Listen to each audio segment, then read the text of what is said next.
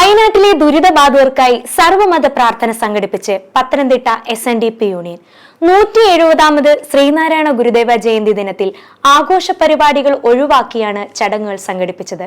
ദിനാഘോഷം Goa governor advocate PS Sreedharan Pillai ഉദ്ഘാടനം ചെയ്തു.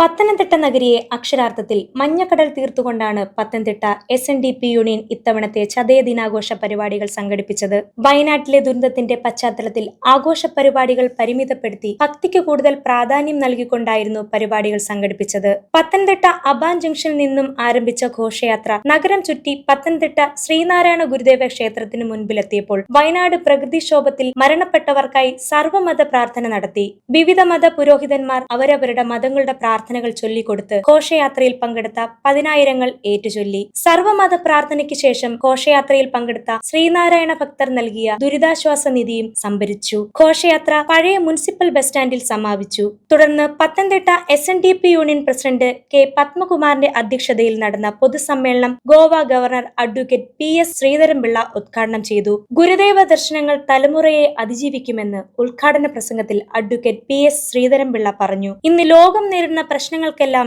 ശ്രീനാരായണ ദർശനങ്ങളിൽ പരിഹാരമുണ്ട്. ഗുരുദേവ ദർശനങ്ങളെ സമൂഹത്തിന്റെ മനസ്സുകളിലേക്ക് സന്നിവേശിപ്പിക്കാൻ കഴിയണമെന്നും അദ്ദേഹം അഭിപ്രായപ്പെട്ടു. 110 ഭാഷകളിലേക്ക് തർജ്ജിമ ചെയ്യപ്പെട്ട ഒരു മഹത് ഗ്രന്ഥം ഇവിടെ ഗുരുസ്മരണയിൽ അവതരിപ്പിച്ച ദൈവദശകം അതാണെന്ന് വരുമ്പോൾ നമ്മുടെ നാട് വളരുകയാണ്, നമ്മുടെ ആത്മീയത വളരുകയാണ്, നമ്മുടെ ചിന്താധാര വളരുകയാണ്.